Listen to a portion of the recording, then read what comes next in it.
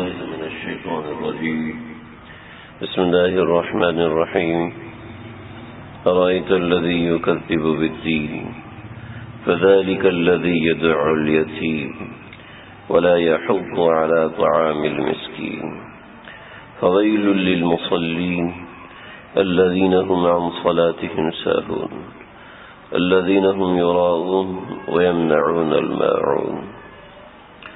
سورۃ الماعون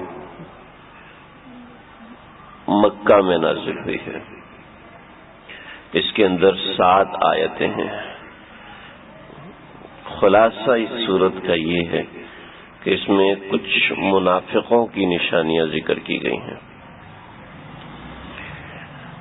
یہ 7 آیتیں ہیں اور 7 آیتوں کے اندر 5 یا 6 مضامین کا بیان ہے، مختلف مضامین ہیں۔ اللہ سے دعا ہے کہ اللہ یہ مضامین سمجھنے کی، عمل کرنے کی توفیق عطا فرمائے۔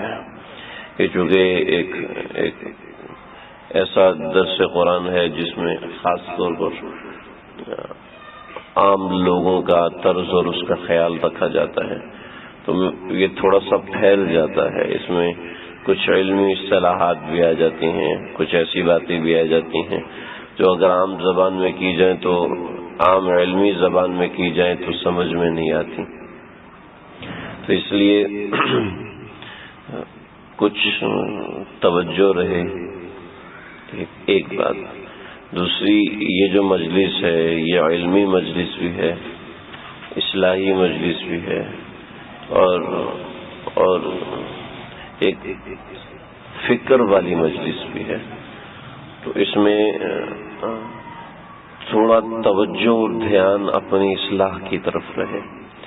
کیا یہ اللہ قرآن میں یہ فرما رہے ہیں اور میرا عمل اس کے مطابق کتنا ہے؟ ایک بات یہ۔ دوسری بات یہ ہے کہ اس فکر کے ساتھ شرکت کی پابندی کرنے کی کوشش کریں۔ جتنی زیادہ ہم کوشش کریں گے، فکر کریں گے، اس قدر زیادہ فائدہ ہوگا۔ یہ فائدہ آپ کو کہنے کا فائدہ نہیں ہے، نظر آئے گا۔ جیسے آپ درس میں دیکھیں گے، ہر درس میں پہلے سے مختلف نوعیت کی بات ہوتی ہے۔ شریعت کے مختلف پہلوؤں سے قرآن مجید نے ایک ایک چیز کو واضح کیا ہے۔ آج کل جو قرآن مجید کہتا ہے اس کو چند اشعار میں ایک شاعر نے فرمایا تھا کہ طاقوں میں سجایا جاتا ہوں، آنکھوں سے لگایا جاتا ہوں، تعویذ بنایا جاتا ہوں، دھو دھو کے پلایا جاتا ہوں، جب قول و قسم لینے کے لیے تکرار کی نوبت آتی ہے، پھر میری ضرورت پڑتی ہے ہاتھوں پہ اٹھایا جاتا ہوں، جزداں حریر و ریشم کے اور پھول ستارے چاندی کے، پھر عطر کی بارش ہوتی ہے خوشبو میں بسایا جاتا ہوں۔ پھر آخر میں کہتے ہیں دل سوز سے خالی رہتے ہیں، آنکھیں ہیں کہ نم ہوتی ہی نہیں، کہنے کو میں ایک ایک جلسے میں پڑھ پڑھ کے سنایا جاتا ہوں۔ تو بس قرآن صرف پڑھنے کے لیے اور درس قرآن کے لیے نہ ہو، اس کو دل کے کانوں سے سنا جائے، دل کی گہرائیوں سے سنا جائے۔ ایک ایک لفظ میں شفا ہے، ایک ایک لفظ میں شفا ہے، اور ایک ایک چیز فکر انگیز ہے۔ بہت سی چیزیں ہیں جو میں عوام میں بیان نہیں کر سکتا، اس کے اندر جو ہمیشہ ہر درس میں ہوا، ہر درس میں، تو آپ خود دیکھیں کہ اس کی علمی گہرائی کتنی ہے۔ تو اللہ تعالیٰ یہ ہمیں سمجھنے والا بنا ہے۔ قرآن سے ہمارا رشتہ بہت دور ہو چکا ہے۔ جس کا رشتہ ہوتا ہے بس وہ ہم یہ سمجھتے ہیں کہ تلاوت کرتا ہے، بس وہ تلاوت کا رشتہ ہوتا ہے، ورنہ بے شمار لوگ ایسے ہیں جن کو تلاوت کی بھی توفیق نہیں ہوتی۔ 24 گھنٹوں میں فارغ بیٹھ جائیں گے، کہانیاں پڑھ لیں گے، میسیج پڑھ لیں گے، گروپ ڈسکشن دیکھ لیں گے، واٹس ایپ ڈسکشن دیکھ لیں گے، فیس بک ڈسکشن دیکھ لیں گے، قرآن مجید کے لیے یکسوئی کے ساتھ آدھا گھنٹہ بھی نہیں نکالتے، 15 منٹ بھی نہیں نکالتے۔ چلو کم سے کم اس کی تلاوت ہی ہو جائے۔ جب کوئی نوجوان نا مجھ سے پوچھتا ہے کہ قرآن کا ترجمہ پڑھنا چاہتا ہوں، کون سا پڑھوں، اتنی خوشی ہوتی ہے، اتنی خوشی ہوتی ہے کہ بلا مبالغہ سینکڑوں لوگوں میں سے کوئی ایک پوچھتا ہے کہ کون سا ترجمہ پڑھوں، سینکڑوں لوگوں میں سے کوئی ایک کہتا ہے کہ میں ترجمہ بھی توجہ سے پڑھتا ہوں. سینکڑوں، مبالغہ اگر کروں نا تو میں ہزاروں کہہ سکتا ہوں، لیکن ڈر کے کہتا ہوں کہ سینکڑوں. آج کل توفیق تلاوت ہی نہیں ہے تو ترجمہ دیکھنے کی توفیق کس سے ہوگی؟ تجوید سے پڑھنے کی توفیق نہیں ہے، سمجھنے کی توفیق کہاں سے ہوگی؟ تو یہ ہم نے کوشش شروع کی ہے اس جگہ پر. اللہ تعالیٰ اس کو قبول فرمائے، اللہ تعالیٰ اس کو مقبول فرمائے، اللہ اس کو دلوں کی آواز بنائے. یہ سورۃ الماعون ہے، اس کا ترجمہ سمجھ لیں، پہلے مفہوم سمجھ لیں. ارأیت الذی یکذب بالدین، مخاطب ہیں نبی کریم صلی اللہ علیہ وسلم، اور اس کے بعد میں، آپ اور ہم سب لوگ، صحابہ کرام اور تابعین، تبع تابعین، اور چلتے چلتے ہم لوگ. ارأیت، اللہ مخاطب کرے. ارأیت واحد مذکر مخاطب کا صیغہ ہے. واحد مذکر مخاطب کیا ہوتا ہے؟ واحد مذکر مخاطب یہ ہوتا ہے تو نے کھانا کھایا، جو تو ہے نا کہ تو میں آگے مرد ہے نا، تو یہ ہوتا ہے واحد مذکر، کسی مرد کو کہہ رہا ہے. تو یہی لفظ عورت کو بھی کہا جا سکتا ہے. تو اللہ تعالیٰ سب مرد عورت سب کو خطاب فرما رہے. ارأیت، کیا تو نے دیکھا، کیا تو نے دیکھا، الذی، اس شخص کو، یکذب بالدین، جو جھٹلاتا ہے دین کو. دین جو ہم اردو میں کہتے ہیں دین اسلام، تو یہ وہ دین اسلام نہیں ہے، یہ وہ ہے ذرا توجہ فرمائیں. الحمدللہ رب العالمین الرحمن الرحیم مالک یوم الدین، تو یہ عربی والا دین ہے، اردو والا دین نہیں ہے. ٹھیک.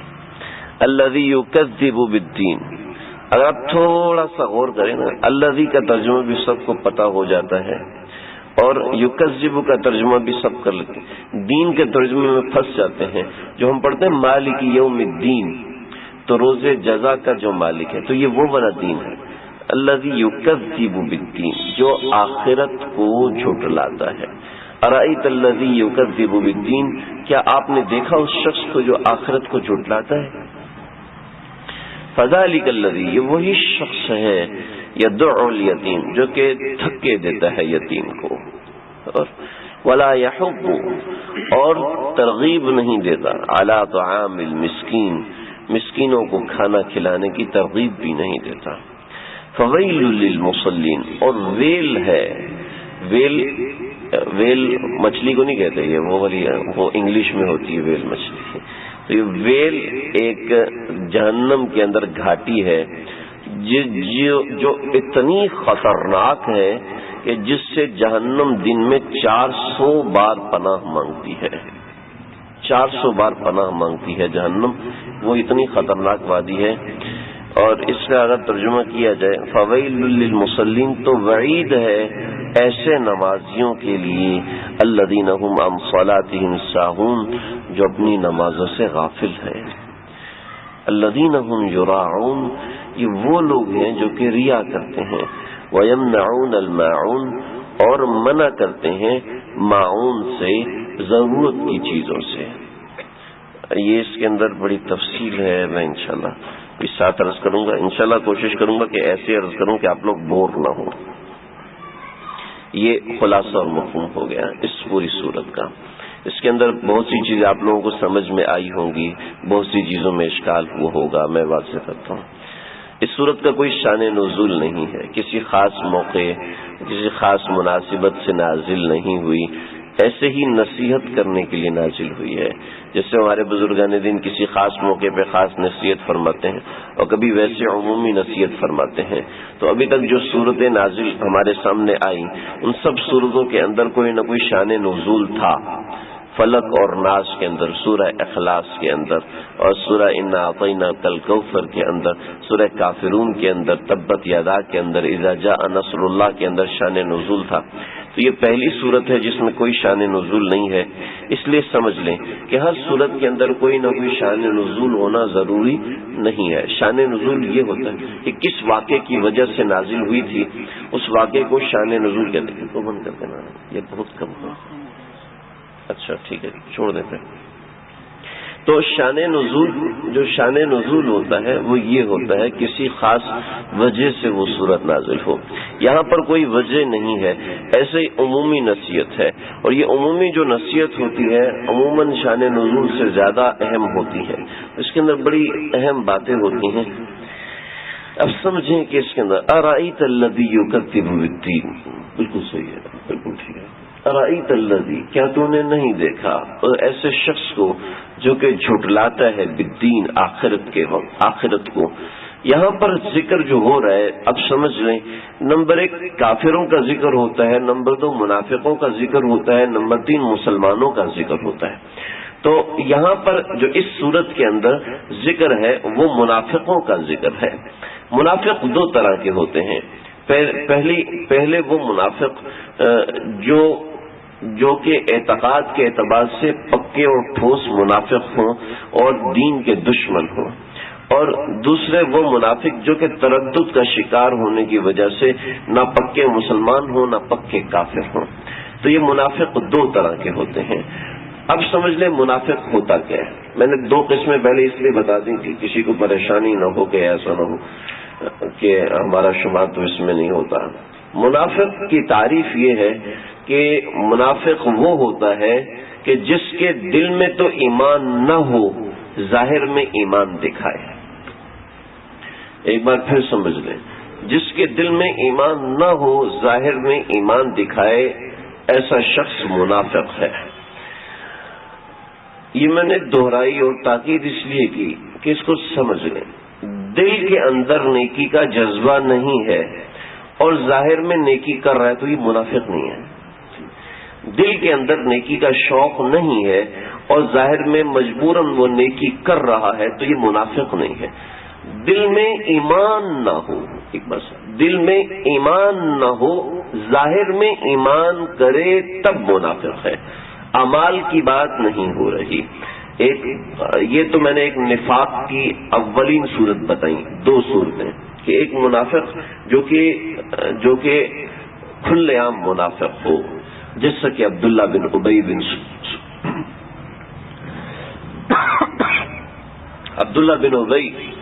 بن سلول تھا، رئیس المنافقین. آپ صلی اللہ علیہ وسلم کو معلوم تھا یہ منافق ہے. تو یہ جو منافق تھا، ایسا منافق تھا، بے شمار مواقع پر اس کی منافقت سامنے آئی. ایک حدیث ہے، آپ صلی اللہ علیہ وسلم نے فرمایا اخرج انک منافق، اخرج انک منافق، اخرج ان. 12 لوگوں کو آپ صلی اللہ علیہ وسلم نے مسجد نبوی سے نکال دیا کہ تم لوگ منافق ہو، تم نکل جاؤ. تو اور بھی بہت سی جگہ ہیں جہاں عبداللہ بن ابی کا نفاق بالکل سامنے آ گیا. حضرت عائشہ پر تہمت لگانے والا پہلا شخص وہ یہ تھا عبداللہ بن ابی. عبداللہ بن ابی آپ منافق، ایسا منافق تو حضرت عائشہ پر تہمت لگانے والا، اس کو ہوا دینے والا، اور اوس و خزرج کو مسجد نبوی کے اندر لڑانے والا، کافروں کی سفارشیں، یہودیوں کی سفارشیں کرنے والا عبداللہ بن ابی. تو اس کا جب انتقال ہوا، ایک بات سنا دوں، اس کا جب انتقال ہوا تو ان کے بیٹے صحابی تھے، صحابی تھے تو، اور بڑے مضبوط اور پکے صحابی تھے. آپ صلی اللہ علیہ وسلم سے کئی بار پوچھا، یا رسول اللہ مجھے اجازت دیجئے میں اس کا سر اڑا دوں، مجھے اجازت دیجئے میں اپنے باپ کو قتل کر دوں. فرمایا نہیں، لوگ اس سے فتنہ فساد میں مبتلا ہوں گے، لہذا اسی کا واقعہ مشہور ہے. آپ کے پاس آیا تو آپ صلی اللہ علیہ وسلم نے اکرام کیا. حضرت عائشہ نے پوچھا، یا رسول اللہ آپ نے اس کا اکرام کیوں کیا، یہ تو منافق ہے. فرمایا کہ بعضی لوگوں کے شر سے بچنے کی وجہ سے ان کا اکرام کر دینا چاہیے، ورنہ ان کے شر میں مبتلا ہو کر نقصان ہوگا. تو آپ صلی اللہ علیہ وسلم نے یہ اصول بیان فرمایا. تو یہ منافق تھا. آپ صلی اللہ علیہ وسلم جب انتقال ہوا اس کا تو ان کے بیٹے آئے اور غم میں تھے، کہ یا رسول اللہ آپ اپنی قمیض دے دیں اور آپ اپنا لعاب دہن میرے والد کے منہ میں ڈال دیجئے تاکہ ہو سکتا ہے کہ ان کی بخشش ہو جائے۔ آپ نے فرمایا ٹھیک ہے۔ آپ چلے گئے اور آپ نے اپنا لعاب دہن عبداللہ بن ابی رئیس المنافقین کے منہ میں ڈالا اور پھر اس کو اپنی قمیض میں کفن دیا، لیکن اور اس کی جنازہ پڑھائی اور اس کی قبر پر استغفار کیا۔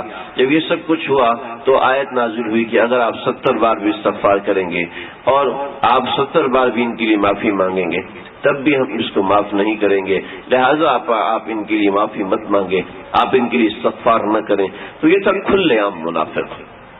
تو اس میں ایک چھوٹی سی بات جو کہ واقعہ ذکر کر دیا، ایک چھوٹی سی بات بتا دوں، کسی کو اشکال ہو سکتا ہے کہ آپ صلی اللہ علیہ وسلم نے ایسا کیوں کیا، تو کتابوں میں جو جواب دیا ہوتا ہے وہ یہ ہوتا ہے کہ آپ نے اپنے صحابی کی دلجوئی کے لیے، کسی مسلمان کا دل خوش کرنا بہت بڑی عبادت ہے کہ ادخال السرور فی قلب مؤمن احسن من عبادت الثقلین۔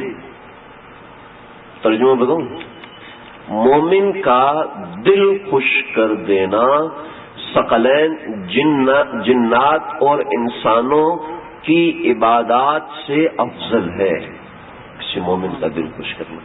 لہذا کوئی اگر کسی کو فرضی کوئی لطیفہ سناتا ہے، کسی کا دل خوش کرنے کے لیے کوئی اسٹوری سناتا ہے تو بالکل جائز ہے۔ فرضی لطیفہ سنا رہا ہے کوئی، اس کے لیے ضروری نہیں کوئی حقیقت ہونی چاہیے۔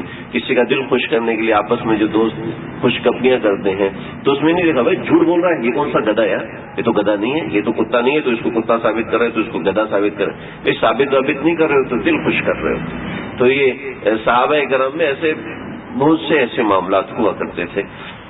خیر بہرحال میں اس طرف نہیں جا رہا۔ تو ادخال السرور فی قلب المؤمن احسن من عبادت الثقلین، جنات اور انسانوں، ثقلین کہتے ہیں انسان اور جنات کو، تو ثقلین کی عبادت سے افضل ہے۔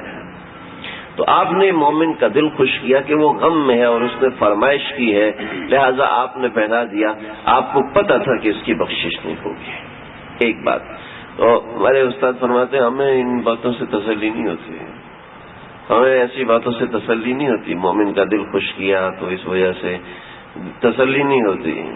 کیا تسلی کس بات سے ہوئی؟ کیا تسلی ہمیں اپنے استاد کی بات سے ہوئی۔ کیا بات فرمائی؟ فرمایا کہ یہ فرمایا کہ نبی نے دنیا کو بتا دیا، رہتی دنیا تک کو بتا دیا، اگر تبرک سے کوئی بخشا جاتا، نبی کے لعاب سے کوئی بخشا جاتا، اگر کوئی کرتے سے کوئی بخشا جاتا تو نبی کے کرتے سے بخشا جاتا، لیکن بخشش کے لیے ایمان ضروری ہے، بخشش کے لیے ایمان ہونا ضروری ہے، ورنہ نبی کا لعاب بھی لے کر جائے گا تو بخشش نہیں ہو سکتی، ایمان ہونا ضروری ہے۔ یہ آپ صلی اللہ علیہ وسلم نے اپنے عمل سے کر کے دکھا دیا، اور اللہ نے اسی لیے قرآن نازل فرمایا، اے نبی ان تستغفر لهم 70 مرہ، اگر آپ یہ سب کچھ کرنے کے بعد 70 بار بھی استغفار کرتے ہو تب بھی ہم اس کو معاف نہیں کریں گے، تو اس کے لیے ایمان ہونا شرط ہے، ایمان ہونا شرط ہے۔ پھر چاہے چچا ہی کیوں نہ ہو بخشا نہیں جائے گا، پھر چاہے چچا ہی کیوں نہ ہو تبت یدا ابی لہب نازل ہوگی۔ خیر یہ میں نے بتایا کہ ایک ہوتا ہے کھلے عام منافق، یہ ایک منافق ہے۔ دوسرا وہ منافق کہ جس کے دل میں ایمان متردد ہو۔ کیسے متردد ہو؟ ایسے متردد ہو کہ پتہ نہیں مسلمان ٹھیک بھی ہوتے ہیں یا غلط ہوتے ہیں، شاید عیسائی ٹھیک ہوتے ہیں، شاید یہودی ٹھیک ہوتے ہیں، اس نوعیت کا اعتقاد ہو، وسوسہ نہیں، اس نوعیت کا اعتقاد رکھتا ہو۔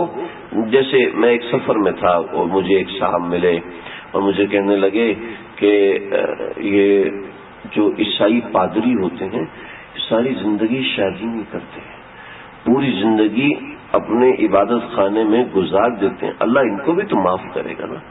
میں نے کہا میاں اپنے ایمان کی تجدید کرو، یہ نفاق کا ایک درجہ ہے، منافق کا فتویٰ نہیں لگا سکتے آپ، یہ نفاق کا ایک، میں بھی مسئلہ بتاؤں، یہ نفاق کا ایک درجہ ہے کہ آپ سمجھو یہودی بھی ٹھیک ہے مسلمان بھی ٹھیک ہے، آپ بھی ٹھیک تسی بھی ٹھیک ہے، تو یہ صحیح نہیں ہے، یہودی بھی ٹھیک ہے مسلمان بھی ٹھیک ہے، ایسا نہیں ہے، صرف مسلمان ٹھیک ہیں، صرف ایمان والے ٹھیک ہیں، باقی اگر کہیں اختلاف آ گیا، بریلوی ہو گیا، اہل حدیث ہو گیا، یہ ہو گیا وہ ہو گیا، اس میں کوئی مسئلہ نہیں ہے، لیکن جہاں اختلاف آ گیا وہاں کوئی مسئلہ نہیں. جہاں علماء کا اختلاف ہے، ایسا نہیں لوگوں کا اختلاف، علماء کا جہاں اختلاف ہے وہاں کوئی مسئلہ نہیں ہے. لیکن جہاں پر شریعت کا مسئلہ ہے، عیسائی ہے، یہودی ہے، قادیانی ہے، اس نوعیت، ہو سکتا ہے وہ بھی ٹھیک ہو، تو یہ متردد ہو گیا، یہ ایمان نہیں ہے، ایمان سے شخص خارج ہو جاتا ہے.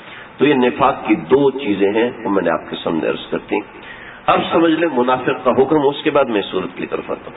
منافق کا حکم کیا ہے؟ منافق کا حکم یہ ہے کہ ہم کسی شخص کو منافق نہیں کہہ سکتے. اگر کسی شخص کو منافق کہا ہے وَلَهُ التَّعْزِيرُ، کتابوں میں لکھا ہے کہ ایسا شخص عدالت میں دعویٰ کرے، دعویٰ کرنے کے بعد قاضی ایسے شخص کو سزا بھی دے سکتا ہے جو کسی مسلمان کو منافق کہے، کیونکہ منافقت کا فیصلہ کوئی دوسرا نہیں کر سکتا. آپ صلی اللہ علیہ وسلم نے فرمایا آیت المنافق ثلاث، منافق کی نشانیاں 3 ہیں. اذا وعد اخلف، جب وہ وعدہ کرے تو اس کی وعدہ خلافی کرے. اذا اؤتمن خان، جب اس کو امانت دی جائے تو خیانت کرے. اذا حدث کذب، جب وہ بات کرے تو جھوٹ بولے. اور ایک چوتھی نشانی دیگر احادیث میں دی ہوئی ہے کہ جب وہ بات کرے تو گالی دے. تو یہ 4 علامتیں منافقین کی دی ہوئی ہیں.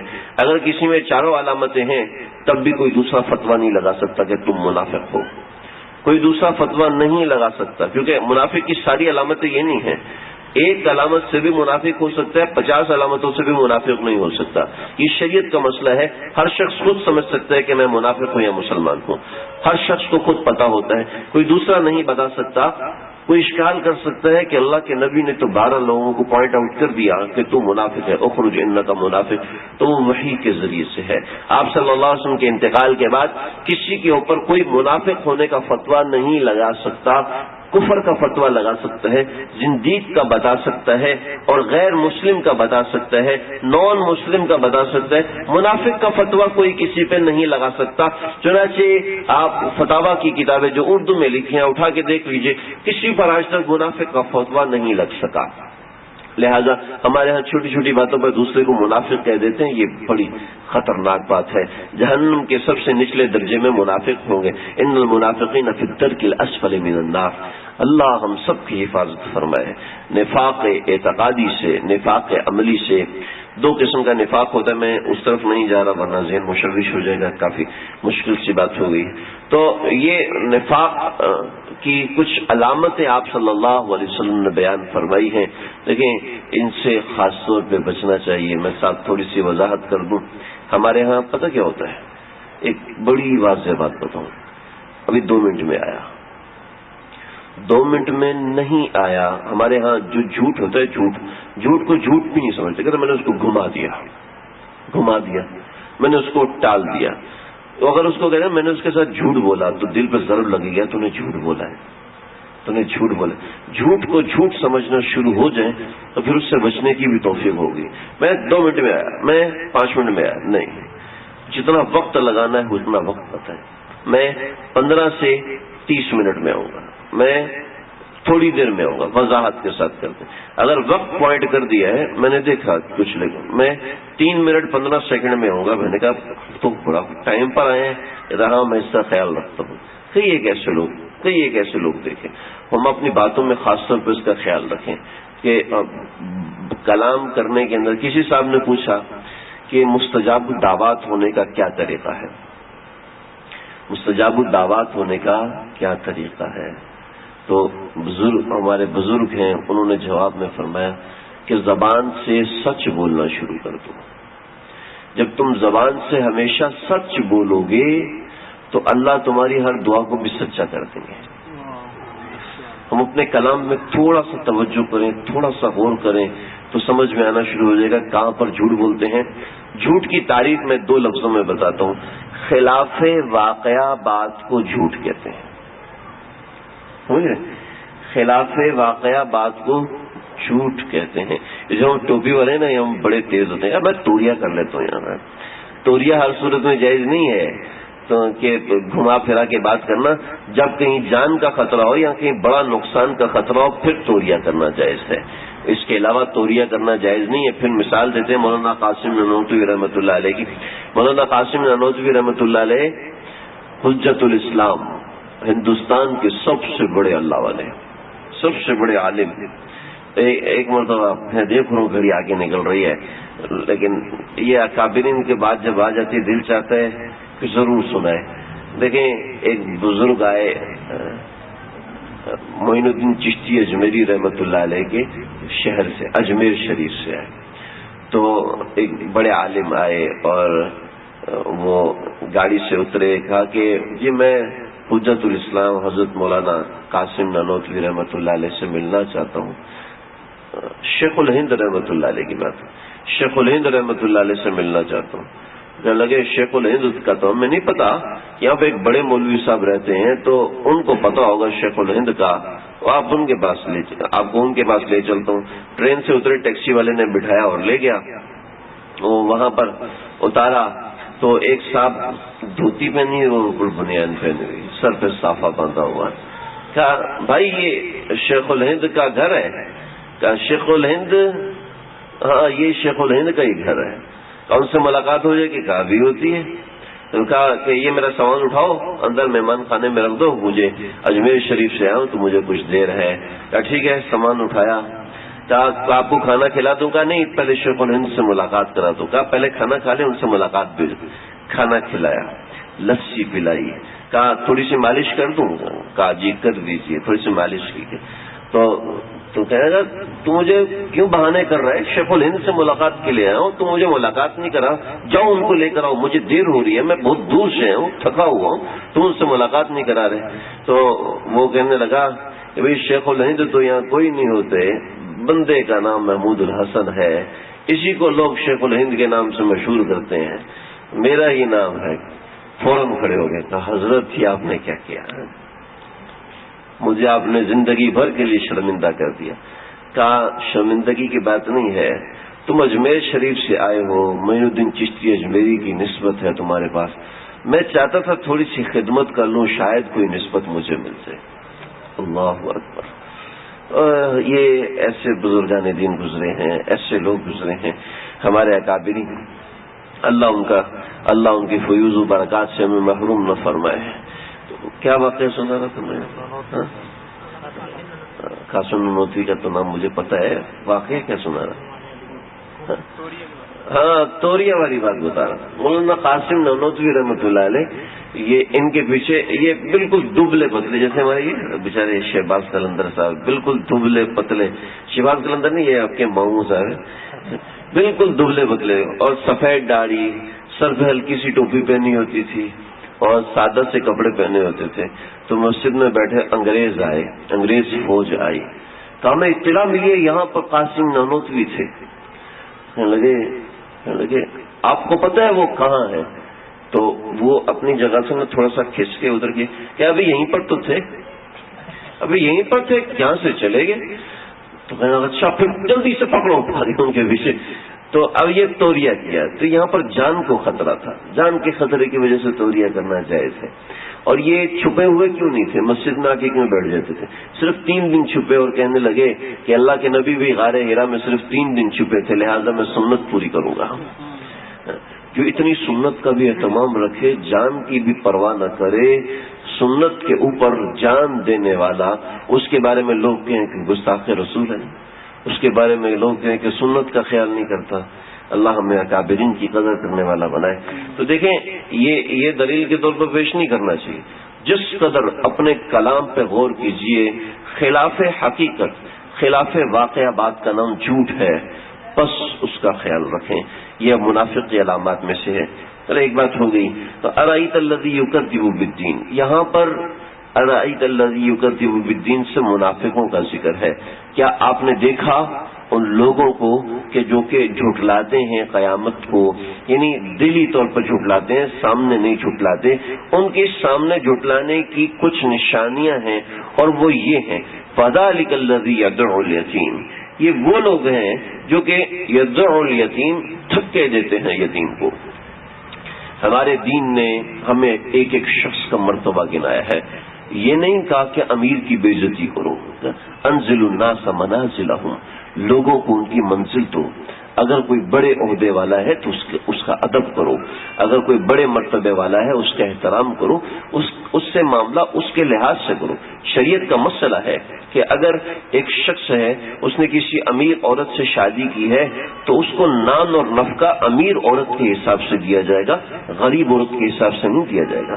جی میں تو غریب ہوں لہذا میں اپنے لحاظ سے نان نفقہ دوں گا، نہیں. اب اس کی ضرورت ہے کہ وہ اے سی والے گھر میں رہتی ہے تو آپ کو وہ پورا کرنا ضروری ہے، کیونکہ اس کی منزل ہے، آپ کو دینا ضروری ہے. یہ شریعت کا مسئلہ ہے کہ آپ جس اسٹیٹس میں شادی کر رہے ہو آپ کو وہ اسٹیٹس پورا کرنا اس کی ذمہ داری ہے. ہمارے ہاں تو صرف شادی ہوتی ہے نا اور حقوق کا تو پتہ ہوتا بھی نہیں.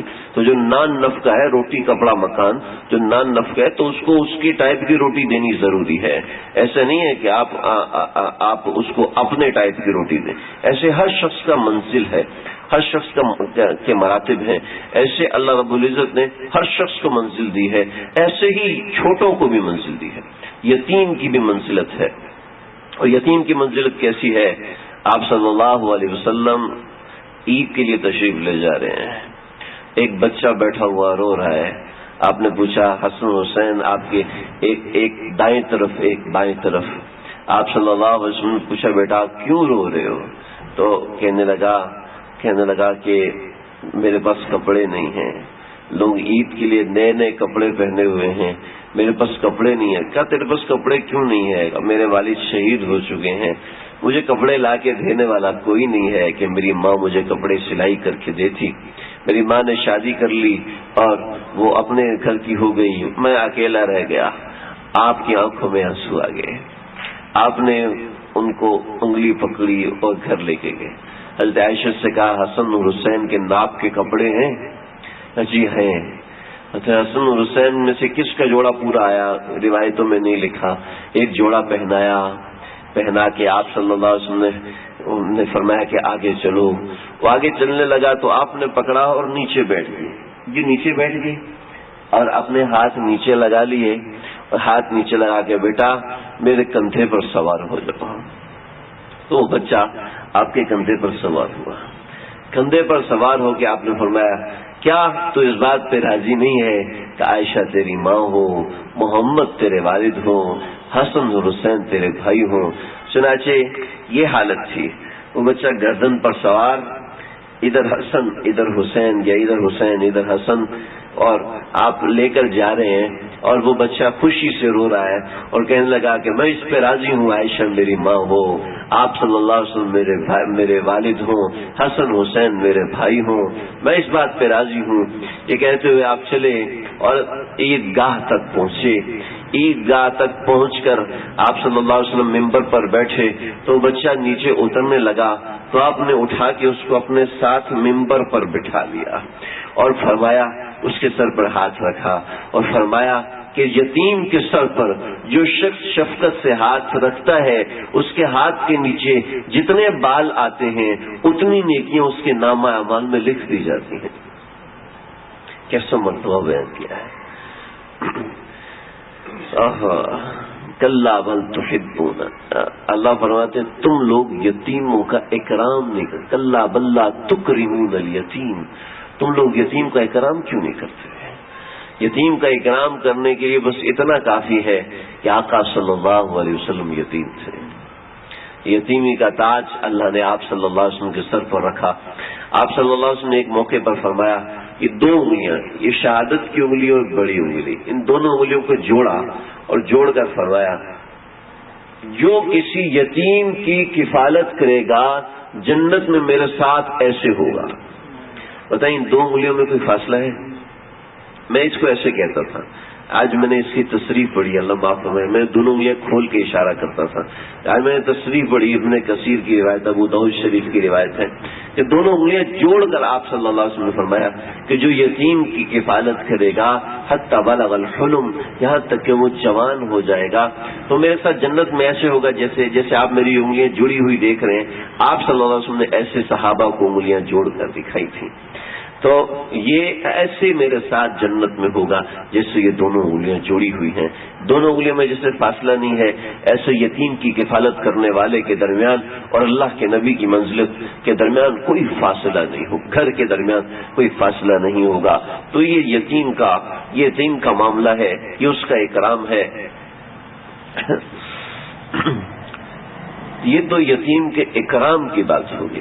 یہاں پر ہے فَذَلِكَ الَّذِي يَدُعُّ الْيَتِيمَ، یتیم کو دھکے دینا، یتیم کو رسوا کرنا۔ اس کے بہت سے مراتب ہیں، قرآن مجید میں مختلف جگہوں پر آیا ہے۔ میں جو یہاں پر بتا رہا ہوں اس کو سمجھ لیں کہ جیسے کسی کے پاس کوئی یتیم ہے، یتیمی کی حد جو ہوتی ہے، آپ کو ایک مزے کی بات بتاؤں۔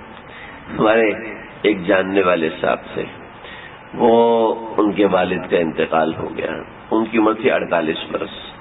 والد کتنے بوڑھے ہوں گے؟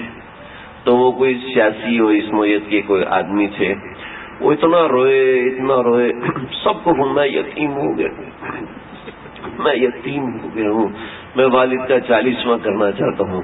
یتیم کا مدد کرنا اللہ کے نبی کا حکم ہے، اللہ نے کے نبی نے کر کے دکھائی ہے، لہذا مجھے چندہ دیجئے۔ کوئی 1.5 لاکھ کا چندہ کر کے دعوت کی انہوں نے۔ تو آپ صلی اللہ علیہ وسلم نے فرمایا ولا یتم بعد الحلم، ولا یتم بعد الحلم، یتیمی حلم کے بعد نہیں ہوتی۔ حلم کہتے ہیں بالغ ہو جانا۔ جب بچہ بالغ ہو جاتا ہے اس کے بعد یتیمی ختم ہو جاتی ہے، یعنی کہ 15 برس کی عمر کے بعد کوئی شخص یتیم نہیں کہلایا جا سکتا۔ لہذا یتیم کے اکرام میں سمجھ لیں کہ جو 15 برس سے کم عمر کا بچہ ہے وہ یتیم کہلائے گا۔ اس سے اوپر اگر کسی کا اکرام کیا تو صلہ رحمی ہوگی، اچھی بات ہوگی، لیکن یتیم کے اکرام کا جو ثواب ہے وہ بلوغت سے پہلے کا ہے۔ بعض بچیاں 13 برس کی عمر میں بالغ ہو جاتے ہیں تو وہ یتیم نہیں رہے۔ تو یہ مسئلہ سمجھ لیں کہ یتیمی کی عمر بلوغت ہے۔ ولا یتم بعد الحلم حدیث ہے، مسند شافعی رحمۃ اللہ علیہ میں بھی یہ حدیث لکھی ہوئی ہے، اور مسند عبدالرزاق میں بھی حدیث لکھی ہوئی ہے۔ تو آپ صلی اللہ علیہ وسلم نے فرمایا کہ یتیمی بلوغت سے پہلے تک ہوتی ہے، بالغ ہونے کے بعد کوئی شخص یتیم نہیں کہلاتا۔ لہذا یہ مسئلہ بھی سمجھ لیں۔ تو فذلک الذی یدعو الیتیم، یہاں تک یتیم کا حکم ہو گیا۔ اب یتیم کو دھکے دینا، اس کا اطلاق کون سے مسئلے پہ ہوگا میں نے آپ کے سامنے واضح کر دیا۔ اس حد تک کوئی شخص یتیم کہلائے گا، اور اس کے بعد کوئی شخص اپنے آپ کو یتیم کہے تو یہ غلط ہے کہ جی آج تو میں یتیم ہو گیا۔ اور یتیم وہ ہوتا ہے جس کے والد کا انتقال بالغ ہونے سے پہلے ہو جائے، ایسے شخص کو یتیم کہتے ہیں۔ بالغ ہونے کے بعد اگر والد کا انتقال ہو تو اس کو یتیم نہیں کہتے۔ والدہ کے انتقال کے بعد جو بچہ ہوتا ہے اس کو یتیم نہیں کہتے، اس کے لیے کوئی اور لفظ استعمال ہوتا ہے، اس کے لیے میٹر کا لفظ ہے یا کوئی اور لفظ ہے، یہ ہمارے اردو میں ہے، عربی کے اندر مجھے اس میں کوئی لفظ نہیں ملا کہ ماں کے انتقال کے بعد جو بچہ ہوتا ہے اس کو کیا کہتے ہیں۔ یتیم والد کے انتقال کے بعد والے کو کہتے ہیں، یعنی کہ اس کی کفالت کرنے والا کوئی نہیں ہے۔ اب آپ اس کی کفالت کریں گے تو یہ بہت بڑا کار ثواب ہوگا۔ تو ہمارے شریعت نے یتیم کے حقوق سکھائے ہیں۔ اگر اس کا مال ہے، اب اس کے حق میں نمبر 1 تو کفالت کرنا، نمبر 2 اس کے مال کا خیال کرنا۔ اب اس کی حد میں نے آپ کو بتا دی، لیکن اگر اس کے بعد شریعت میں مسئلہ ہے کہ جب تک اس کی عقل صحیح نہیں ہوتی، جو شخص اس کی کفالت کر رہا ہے اس کے مال کو اس کے اوپر استعمال کر سکتا ہے، اس پہ قبضہ رکھ سکتا ہے، جب تک اس کی عقل راسخ نہیں ہوتی۔ بعض بچے ایسے ہوتے ہیں 15 برس کی عمر میں بہت اچھے سمجھدار ہو جاتے ہیں، جیسے محمد بن قاسم 17 برس کی عمر میں کہاں پہنچ گیا تھا، اور آج کل ہمارے 23-24 برس کے لڑکوں کو بھی پتہ نہیں ہوتا، وہ کہتے ہیں اماں میں نے اسی لڑکی سے شادی کرنی ہے، اور اماں کہتی ہے بیٹا یہ تیرے قابل نہیں ہے، نہ تو اس کے قابل ہے. نہیں میں کروں گا تو اسی سے کروں گا، یہ تو میرے خواب میں آ گئی تھی، آسمان پہ نام لکھا ہوا تھا، ستاروں میں دیکھا تھا اس کا نام لکھا تھا، بادلوں میں دیکھا تھا اس کا نام لکھا تھا، اور میں اس جگہ پر دریا میں گیا تھا، پتھروں سے اس کا نام لکھا تھا، استخارہ کیا تب بھی اسی کا نام لکھا ہوا ہے. لہٰذا تو یہ آج کل کے 20-22 بلکہ 30-35 برس کے لوگوں کو بھی اس قسم کی عقل مندی ہوتی ہے. تو مسئلہ میں آپ کو صرف بتا رہا ہوں کہ یتیم جب سمجھدار ہو جائے اس وقت اس کا مال، اس کی جائیداد اس کے حوالے کرنی ہے. بلوغت تک کفالت کا حکم ہے، کفالت کے بعد جو خیال رکھنا ہے وہ آپ رکھ سکتے ہیں، لیکن اس کا جو مال وغیرہ ہے وہ اس وقت دیا جائے گا جب وہ سمجھدار ہو جائے گا. ہمارے پاکستان کے قانون میں 18 برس کی عمر دی ہوئی ہے، لیکن 18 برس کی عمر میں بھی نوجوان آج کل یہ لڑکپن کی عمر ہوتی ہے، اس میں کوئی ایسے سمجھداری کا معاملہ نہیں ہوتا. کوئی ایسا ہو نیک دل جو یتیم کی پرورش کر رہا ہو تو اس کے لیے یہ مسائل ہیں. ایسے جنرلی مسائل جو تھے وہ میں نے اس میں بتا دیے. فذلک الذی یدعو الیتیم، یہ وہ شخص ہے جو کہ یتیم کو دھکے دیتا ہے. یعنی منافق کی پہلی نشانی یہ بتائی کہ وہ یتیم کو دھکے دیتا ہے. دھکے دینے سے مراد دھکا دینا نہیں ہے، دھکے دینے سے مراد ایک جنرل بات ہے، اس کو ذلیل کرنا، اس کو رسوا کرنا، اس کو پریشان کرنا، یہ مراد ہے. ولا يحض على طعام المسكين، قرآن کی بلاغت پہ قربان جائیں. اب مطلب سمجھے. ولا يحض على طعام المسكين، ترغیب نہیں دیتا علی طعام المسکین، مسکین کو کھلانے کی. یہ نہیں کہا کہ مسکین کو نہیں کھلاتا، بلکہ یہ کہا ہے کہ کھلاتا نہیں ہے، دوسروں کو بھی نہیں کھلانے دیتا، دوسروں کو بھی نہیں کہتا کہ تم مسکین کو کھلاؤ. سمجھ لیں مسکین کیا ہوتا ہے. مسکین وہ ہوتا ہے کہ جس کے پاس صرف ضرورت کا سامان ہو، ضرورت کا پیسہ ہو، اس کے علاوہ لا شیء لہ، اس کے پاس کوئی چیز نہ ہو، کوئی چیز نہ ہو، تو ایسا شخص مسکین کہلاتا ہے. یعنی جو نصاب کے درجے تک نہ پہنچے ایسا شخص مسکین کہلاتا ہے. بہت سے جیسے رد المختار ہے، در المختار ہے، فتاوی شامیہ ہے، ان سب میں جو تعریف لکھی ہے اس کو وہ جمہور نے اس تعریف کو نہیں مانا. ان کی تعریف یہ لکھی ہے لا شیء لہ، کہ مسکین وہ ہوتا ہے جس کے پاس کچھ بھی نہ ہو، نہ کھانا ہو، نہ پینا ہو، نہ کچھ ہو، نہ کھاؤ، کچھ بھی نہ ہو، تو اس کو مسکین کہتے ہیں. جمہور علماء نے اس تعریف کو نہیں مانا، بلکہ جمہور علماء نے وہ تعریف کی ہے جو میں نے آپ کے سامنے بھی نقل کی. اس لیے اما السفینۃ فکان لغلامین یتیمین، اما السفینۃ، وہ جو کشتی تھی، وہ جو کشتی حضرت موسیٰ علیہ السلام، حضرت خضر علیہ السلام، واقعہ کا تو بتاؤں گا، ایک کشتی پر سوار ہوئے اور انہوں نے کہا کہ آپ بڑے بزرگ اور بڑے نیک لوگ ہیں، آپ سے ہم کشتی کا کرایہ نہیں لیں گے، لہذا آپ تشریف لائیں، ہماری کشتی پر بیٹھیں. اور کشتی کیسی تھی؟ کشتی اتنی زبردست اور صاف ستھری تھی کہ اس کے نیچے اس زمانے میں شیشہ لگا ہوا تھا اور نیچے سے سمندر نظر آ رہا تھا. ایسی خوبصورت کشتی تھی. بعض روایت میں یہ ہے، بعض روایت میں ہے کہ نیچے بہت کوئی خوبصورت چیز لگی ہوئی تھی. تو حضرت خضر علیہ السلام نے لاٹھی تھی اور لاٹھی کے نیچے لوہا لگا ہوا تھا، وہ لاٹھی ماری اور شیشہ توڑ دیا. تو لوگوں نے کہا ہے یہ آپ کو پیسے بھی نہیں لے رہے، آپ کو اکرام کر رہے ہیں اور آپ ایسا کر رہے ہیں. کہا ٹھیک ہے. حضرت موسیٰ نے جب یہ کہا ٹھیک ہے کہ اس سے اتر گئے.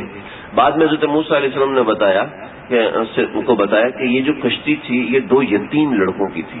فکان علی غلامین یتیم، 2 غلام تھے، مسکین تھے، دونوں غلام مسکین تھے. فکان علی غلامین یتیمین، میں نے غلط پڑھا ہے. کوئی حافظ ہے بتا سکتے ہیں؟ خیر وہ دونوں غلام مسکین تھے اور ان دونوں غلاموں کے پاس گزارے کے لیے کشتی تھی اور ایسی اچھی کشتی تھی جس سے گزارا ہو جاتا تھا. جب اچھی کشتی سے گزارا ہو جاتا تو اس کا مطلب یہ ہے کہ مسکین وہ ہے کہ جس کے پاس ضرورت کا سامان ہو. جس کے پاس ضرورت کا سامان ہے وہ شخص مسکین ہے، لیکن وہ اس حد تک نہیں پہنچا کہ جو حد نصاب ہوتی ہے. نصاب ہے 52.5 تولہ چاندی کا. 52.5 تولہ چاندی، 52.5 تولہ چاندی کا نصاب جس کے پاس موجود ہے ایسا شخص جو ہے مسکین نہیں کہلائے گا. جس کے پاس اس سے کم کی پونجی ہے ایسا شخص مسکین کہلائے گا. بات سمجھ لیں. تو ولا يحض على طعام المسکین، اب ایسے مسکینوں کو کھانا کھلانا یہ عبادت ہے. اب یہ لوگ ایسے ہیں کہ خود بھی سخاوت نہیں کرتے اور جو لوگ سخی ہیں ان کو بھی ترغیب نہیں دیتے کہ وہ نیکی کا کام کریں، وہ مسکینوں کو کھانا کھلائیں. مسکینوں کو کھانا کھلانا صرف ایک علامتی چیز ہے. اس کا مطلب یہ ہے کہ مسکینوں کی ہر ضرورت پوری کرنا. یہ مسکین کا جو آسان سا ترجمہ ہے وہ اگر کیا جائے تو یہ ہوگا کہ غریب لوگ جن کے پاس صرف ضروریات زندگی مشکل سے پوری ہوتی ہیں، تو ایسے لوگوں کو کھانا کھلانا یہ عبادت ہے. نہ صرف ایسے لوگوں کو کھانا کھلانا عبادت ہے بلکہ ان کو کھانے کی ترغیب دینا، ان کو کھانا کھلانے کی ترغیب دینا یہ بھی عبادت ہے. اب سمجھ لیں، ایک میں تھوڑی موٹی بات کرنے جا رہا ہوں، ہو سکتا ہے آسانی سے سمجھ میں نہ آئے لیکن سمجھانا مطلوب ہے. دین کا کام کرنا،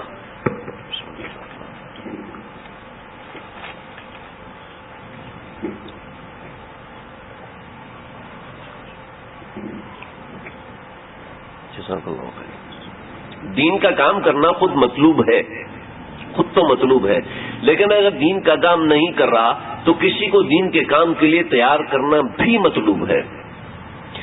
یہ نہیں کہ جی میں خود تو نیکی کرتا نہیں ہوں، کسی اور کو کیسے کہوں. خود تو میں نماز پڑھتا نہیں ہوں، کسی اور کا نماز کا میں کیسے کہوں. نہیں، بات غلط ہے. اگر خود نہیں کرتا تو یہ ایک جرم ہے، اور دوسروں کو کرنے کا نہیں کہتا تو یہ دوسرا جرم ہے. سمجھ رہے میری بات؟ اب اس کے اندر ایک قاعدہ ہے، بات سمجھ لیں، کس کو کہنا ہے اور کس کو نہیں کہنا. اس بات کو سمجھنا بہت ضروری ہے. میں نے اس بات کے لیے بہت سی کتابوں کا مطالعہ کیا. جو مجھے بات سمجھ میں ہو سکتا ہے غلط ہو، وہ بات سمجھ میں ہی حضرت مجدد ملت حضرت مولانا اشرف علی تھانوی صاحب رحمۃ اللہ علیہ کی کتاب ہے ملفوظات جلد نمبر 1. اس کے اندر حضرت تھانوی رحمۃ اللہ نے بہت مفصل بات لکھ کے فرمایا ہے کہ وہاں دین کی بات کرنی چاہیے، اس شخص کو دین کے کسی کام کی طرف ترغیب دلانی چاہیے، یا اس وقت دین کے کام کی ترغیب دلانی چاہیے، یا اس موقع پر دین کے کام کی ترغیب دلانی چاہیے جب آپ کو امید ہے کہ وہ یہ کام کرنے پر تیار ہوگا. جب آپ کو امید نہیں ہے تو آپ اس کو کام مت کہیں، آپ اس کو ترغیب مت دیں.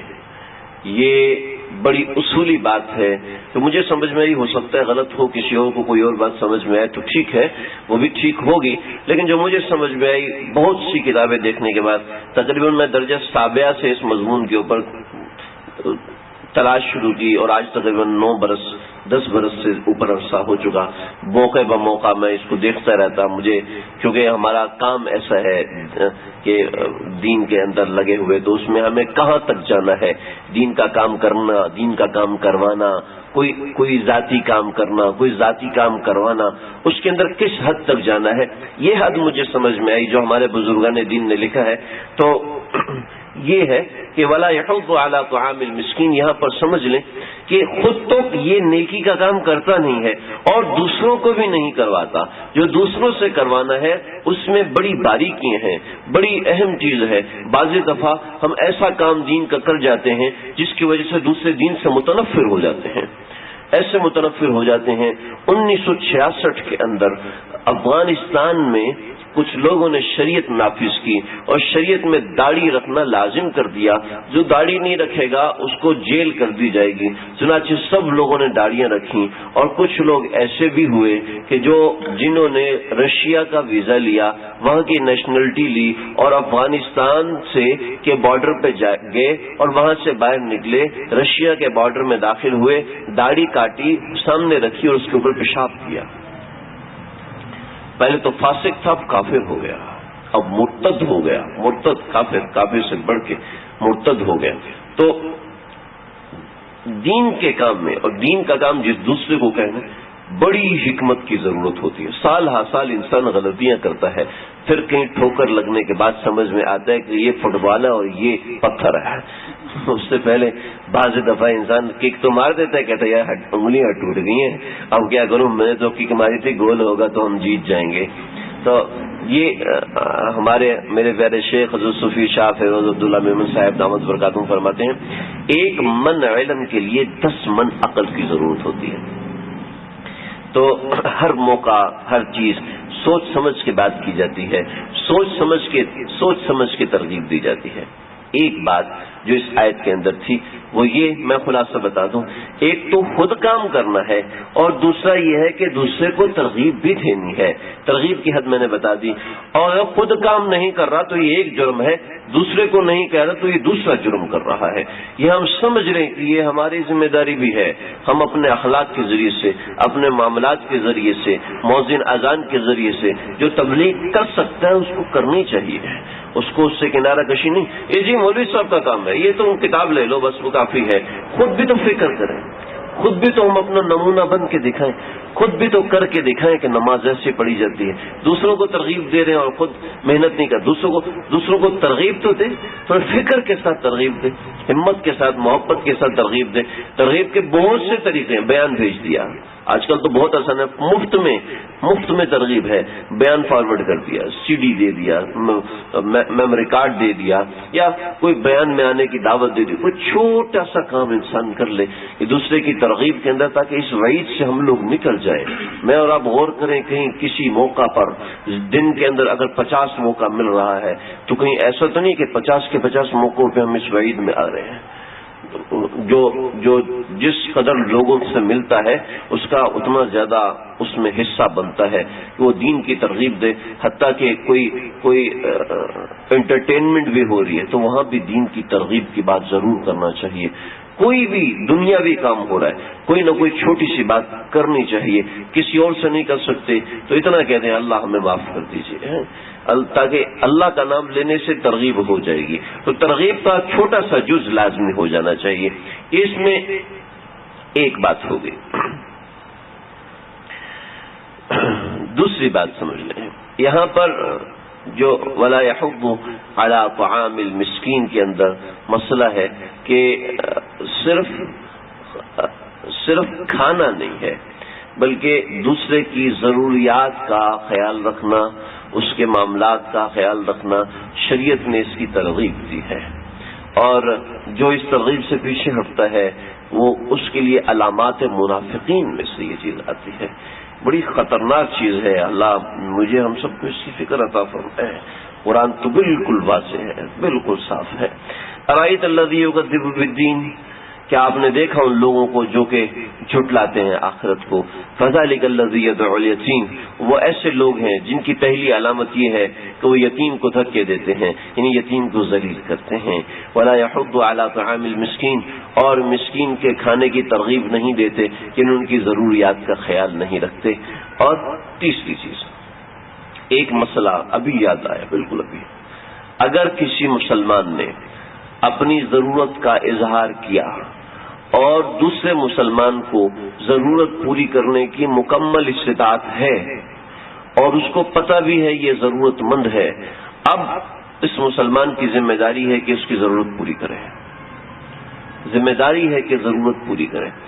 ایک بات تو سمجھ لیں کہ اس نے اظہار نہیں کیا، اس نے کہا نہیں ہے، قرض نہیں مانگا، اس کے پاس قرض کے لیے پیسے ہیں نہیں دے رہا، یہ بھی اس وعید میں شامل ہوگا. اور یہ بھی گناہ ہے. حضرت مولانا شاہ ابرار الحق صاحب رحمۃ اللہ علیہ کی کتاب ہے 1 منٹ کا مدرسہ. اس کتاب کے اندر ایک سیکشن ہے بڑے بڑے گناہ جو بغیر توبہ کے معاف نہیں ہوتے، اور ایک گناہ بھی اوپر سے نیچے گرا دینے، یعنی جنت سے جہنم میں لے جانے کے لیے کافی ہے مگر اللہ تعالیٰ جس پر فضل فرمائے. یہ وہی جملے ہیں. میں نے چونکہ پوری کتاب کے 2-3 مرتبہ درس دیا ہے، میں نے پوری کتاب سنائی ہے غرفۃ السالکین میں حضرت کی نگرانی میں، تو مجھے اس لیے لفظ بلفظ یاد ہے کہ بڑے بڑے گناہ جو بغیر توبہ کے معاف نہیں ہوتے، اور ایک گناہ بھی اوپر سے نیچے گرا دینے یعنی جنت سے جہنم میں لے جانے کے لیے کافی ہے مگر اللہ تعالیٰ جس پر فضل فرمائے. گناہ نمبر فلانا فلانا، اس میں یہ لکھا ہوا ہے کہ مسلمان اپنی ضرورت بتائے، اس سے ضرورت پوری کرنے کا تقاضا کرے اور دوسرا مسلمان اس کی ضرورت پوری نہ کرے، یہ بھی گناہ ہے. آپ کو ایک بزرگ کا واقعہ سناتا ہوں. مولانا خلیل احمد صاحب رحمۃ اللہ علیہ، ان کے گھر میں ایک خادمہ تھی. خادمہ کام کرنے آتی تھی، صفائی کرنے آتی تھی. تو اس خادمہ کے ساتھ ان کا بچہ بھی آتا تھا. تو اس کے بعد ایک مفتی صاحب تھے, مفتی فیض اللہ صاحب. مفتی فیض اللہ صاحب تھے یا کوئی اور, مجھے نام یاد نہیں ہے. مفتی صاحب ایک سرکاری نوکری کرتے تھے. مولانا خلیل احمد صاحب کی نظر میں یہ نوکری جائز نہیں تھی, اور مفتی صاحب کی نظر میں یہ نوکری کرنا جائز تھا. سمجھ رہے میری بات؟ مفتی صاحب کی نظر میں یہ نوکری جائز تھی, اور مولانا خلیل صاحب کی نظر میں یہ نوکری کرنا جائز نہیں تھا. اب یہ نوکرانی آئی مفتی صاحب کے گھر میں, اور وہ مفتی صاحب کے گھر میں بھی کام کرتی تھی. تو بچے نے بھوک کا اظہار کیا, تو بھوک لگی امی ان سے کہ مجھے روٹی دے دے وغیرہ وغیرہ, یہ کہا ہوگا. تو ان کی گھروں نے پوچھا کیا حضرت کے گھر سے کچھ کھانا وانا نہیں ملا؟ کہا کیا بتاؤں, حضرت کے گھر میں تو تقریباً 2 ہفتے سے فاقہ ہے, 2 ہفتے سے کھانا ہی نہیں بنا. فوراً گئے, پیسے لیے, ضرورت کا پتہ چلے. اب پتہ ہے کہ مجھے ذلیل کریں گے, میرے پیسے قبول نہیں کریں گے. گئے اور کہا حضرت یہ آپ کے لیے کچھ ہدیہ ہے. کہا کہ لے جاؤ واپس. کہا حضرت یہ میری تنخواہ کے پیسے ہیں.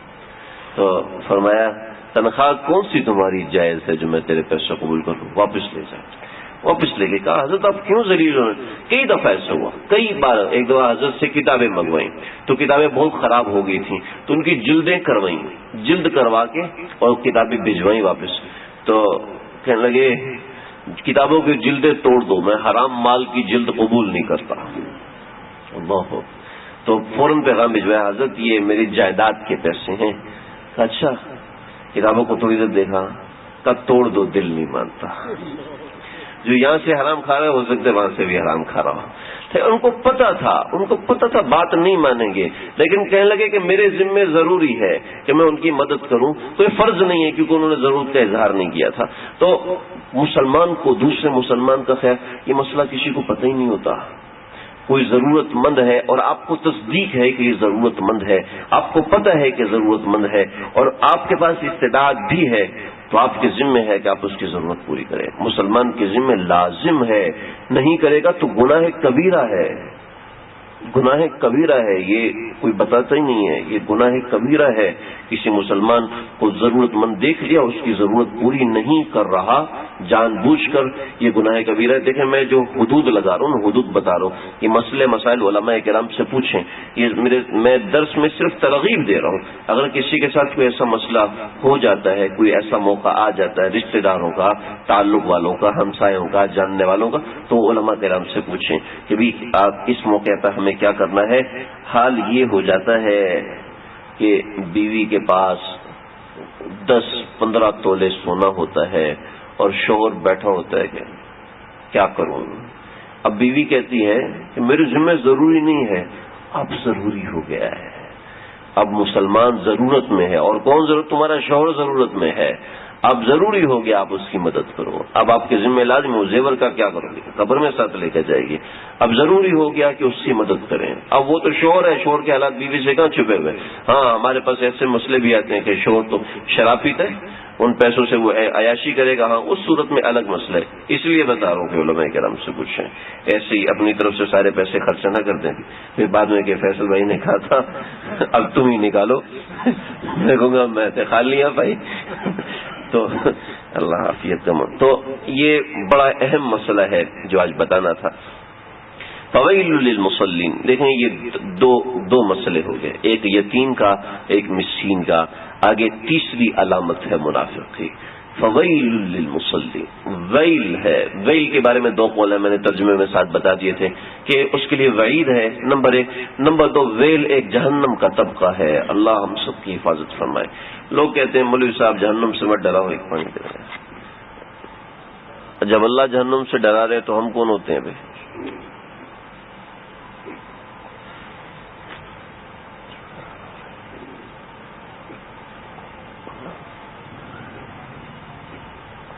آپ صلی اللہ علیہ وسلم نے 2 سانسوں میں بھی پانی پیے, 3 سانسوں میں بھی پانی پیے. ٹھیک ہے بھائی, ایسا ہو کبھی غلطی سے کوئی مولوی صاحب 2 سانسوں میں پیے تو فوراً فتویٰ لگا دیں, مولوی صاحب حقیقت دیتے ہو کیا کرتا پڑا ہے. فویل للمصلین. ویل کے اندر 2 مطلب ہیں. ایک ویل وعید کو کہتے ہیں, اور دوسرا ویل جہنم کا وہ طبقہ ہے کہ جس سے جہنم دن میں روزانہ 400 مرتبہ پناہ مانگتی ہے۔ جہنم کی آگ کو اللہ رب العزت نے 1000 برس جلایا، 1000 برس جلایا تو وہ سرخ ہو گئی، پھر اس کو 1000 برس مزید جلایا، پکایا، اس آگ کو پکایا، وہ آگ سفید ہو گئی، پھر اس کو مزید 1000 برس تک پکایا تو وہ آگ کالی ہو گئی۔ جہنم کی آگ کالی ہے، اور جہنم کے اندر جو پانی ہے وہ ایسا کھولتا ہوا پانی ہے کہ وہ پانی کا اگر ایک لوٹا ہماری جو بالٹی ہوتی ہے نا، آپ صلی اللہ علیہ وسلم نے جس لوٹے کا ذکر فرمایا، ہماری جو بالٹی ہوتی ہے، اس بالٹی میں 4 لوٹے آتے ہیں۔ جیسے ہمارے 5 لیٹر 5 کلو کا گھی کا ٹین ہوتا ہے 5 کلو کا، تو اس زمانے میں ایک لوٹا اتنا بڑا ہوتا تھا، تو ایک لوٹے میں 5 لیٹر پانی آتا تھا، تو 20 لیٹر کی جو بالٹی ہوتی ہے اس کے چوتھائی، اگر اتنا سا ایک لوٹا دنیا کے کسی ایک سمندر میں ڈال دیا جائے تو یہ سارے سمندر کھولنے لگیں گے۔ اس کی وحشت اس قدر خطرناک ہے، اور وہ جب اس پانی کو یوں قریب لائیں گے پینے کے لیے تو ان کے منہ کی ساری کھال ادھڑ کے پانی کے اندر گر جائے گی۔ ایسا خطرناک مسئلہ، اللہ ہم سب کی حفاظت فرمائے۔ یہ عام جہنم ہے، جہنم کے 6 طبقات ہیں، موقع ہوگا تو میں عرض کروں گا۔ تو 6 طبقات میں سے ایک طبقے کا ایک حصہ ہے ویل، فویل للمصلین، وہ ایک حصہ ہے منافقوں کا۔ یہ حصہ جہنم کے سب سے نچلے حصے میں 6 درجے میں ہے۔ ان المنافقین فی الدرک الاسفل من النار، وہاں پر ویل ہے، اور یہ اس قدر خطرناک جگہ ہے کہ جس سے جہنم بھی دن میں 400 مرتبہ پناہ مانگتی ہے۔ ہمیں کتنی پناہ مانگنی چاہیے؟ یہ کس کے ساتھ ہوگا؟ اللہ اکبر۔ فویل للمصلین، مصلین کا ترجمہ ہم سب کو آتا ہے۔ مصلین ویل کا درجہ ہے ان لوگوں کے لیے جو نمازی ہیں۔ کیسے نمازی؟ الذین، میں صرف ترجمہ کرتا ہوں، اللہ میری ہم سب ڈر لگتا ہے۔ الذین، وہ لوگ، ہم عن صلاتہم، جو اپنی نمازوں سے ساہون غافل ہیں۔ مجھے بتائیں ہمیں کتنے لوگ ہیں جو نمازوں سے غافل نہیں ہیں؟ بہت کم تعداد ایسی ملتی ہے۔ پڑھے لکھے عالم مفتی حضرات نماز کے اندر غائب ہوتے ہیں، عام عوام کا کیا کہنا، عام لوگوں کا کیا کہنا۔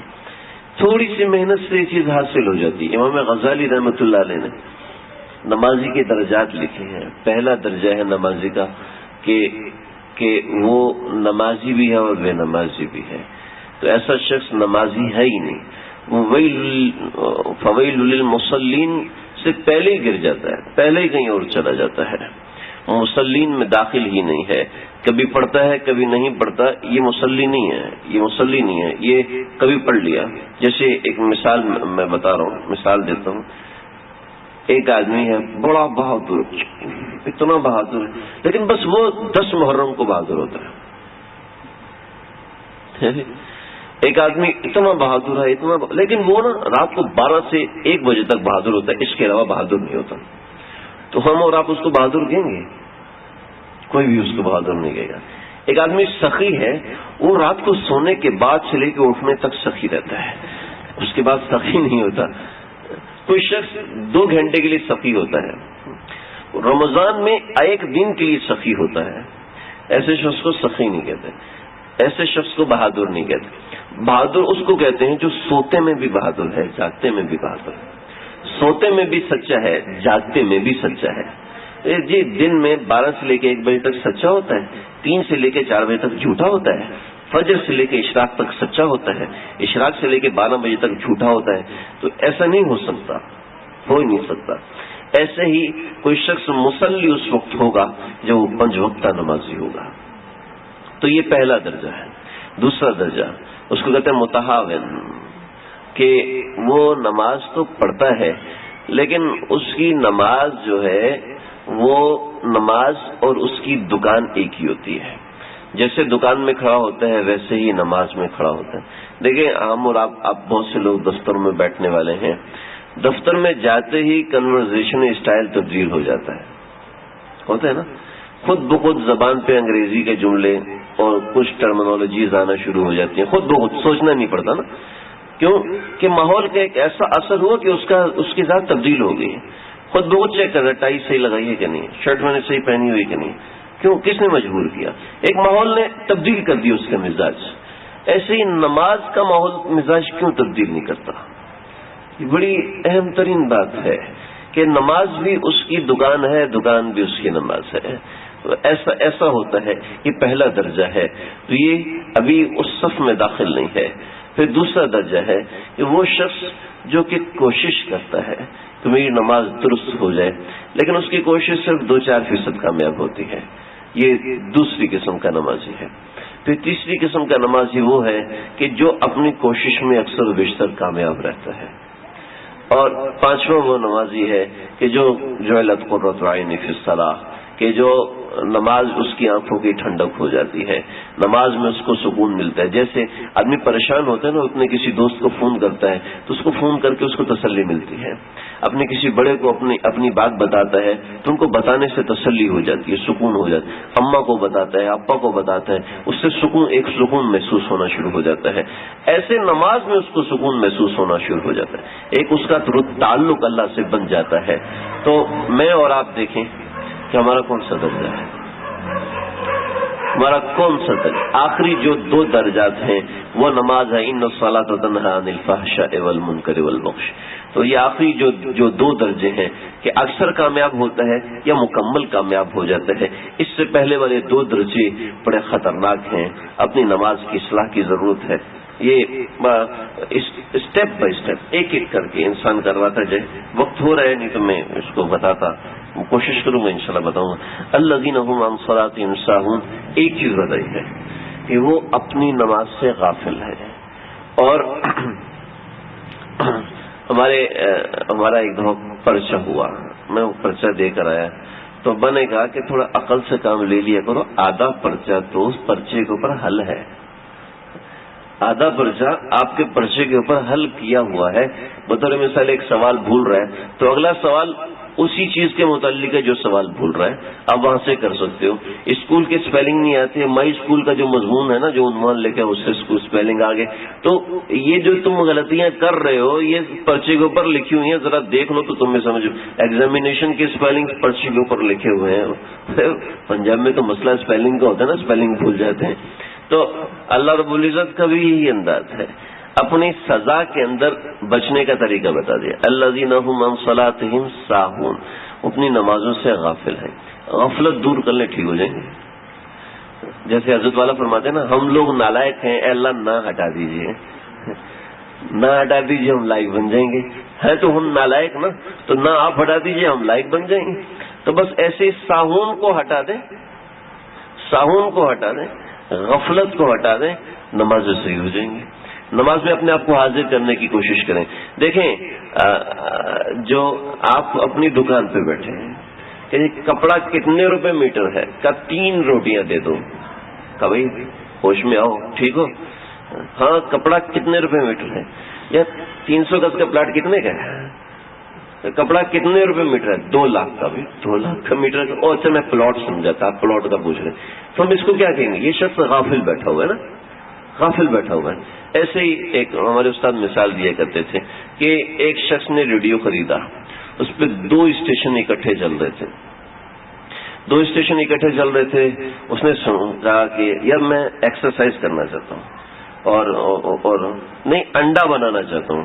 کہا ایسے کیجیے، فرائی پین لیجیے، اس میں تیل ڈالیے، تیل ڈال کے اس کو گرم کیجیے اور پھر لیٹ جائیے، پھر لمبے لمبے سانس لیجئے اور پھر جب اچھلنے لگے تو کھڑے ہو جائیے، کھڑے ہو کے آنکھیں بند کر لیں، سر جھکا لیں اور انڈا ڈالیں۔ انڈا ڈالنے کے بعد ایک دوڑ لگائیں، جب 50 فٹ ہو جائے تو واپس آئیں، پھر انڈے کو دیکھیں سرخ ہو گیا ہے تو اب یہ 2 اسٹیشن اکٹھے چل رہے ہیں۔ ہماری نماز میں 50 اسٹیشن اکٹھے ہو جاتے ہیں۔ پلاٹ کا کیا ہوگا، دکان کا کیا ہوگا، مشین کا کیا ہوگا، گھر کا کیا ہوگا، چابی کا کیا ہوگا، دیکھیں جو کامیاب لوگ ہوتے ہیں نا ان کی ایک علامت ہوتی ہے، ان کی بہت سی علامتیں، میں ایک علامت بتاتا ہوں. کامیاب لوگوں کی ایک علامت یہ ہوتی ہے کہ جس کام کو کرتے ہیں پوری توجہ سے کرتے ہیں، پوری توجہ سے کرتے ہیں اور اس میں کامیاب ہو جاتے ہیں. انسان میں کی توجہ میں اتنی طاقت ہے کہ وہ کسی سے پیچھے پچھاڑ نہیں سکتا. دیکھیں جب انسان توجہ سے کوئی کام کرتا ہے اس میں ضرور کامیاب ہوتا ہے. ہمارے پاس مسئلہ یہ ہے کہ ہمارے بچوں کے ذہن کو ابتدا سے کارٹونوں میں لگا دیا، اس میں لگا دیا، اس میں لگا دیا. اب بچوں کی توجہ پڑھتے وقت بھی اسی میں لگی رہتی ہے کیونکہ وہ زیادہ دلچسپ ہے. حالانکہ ان کے لیے سب سے زیادہ دلچسپ ان کی پڑھائی ہونی چاہیے تاکہ ان کا سب ذہن پڑھائی میں ہو. اب بچہ چل رہا ہوتا ہے، چلتے وقت کیا کر رہا ہوتا ہے؟ بالنگ کر رہا ہوتا ہے. صحیح ہوتا ہے، بالنگ کر رہا ہوتا ہے، چھکا مار رہا ہوتا ہے. یہ اس کے ذہن میں کرکٹ چل رہی ہوتی ہے، ہر وقت وہ کرکٹ کھیل رہا ہوتا ہے اس کے دماغ میں جب وہ تھوڑا سا بڑا ہوتا ہے. تو ایسے تو کامیابی کا جو ہنر ہے وہ دماغ کو ایک طرف لگانا ہے. نماز اس کا ایک ہنر ہے.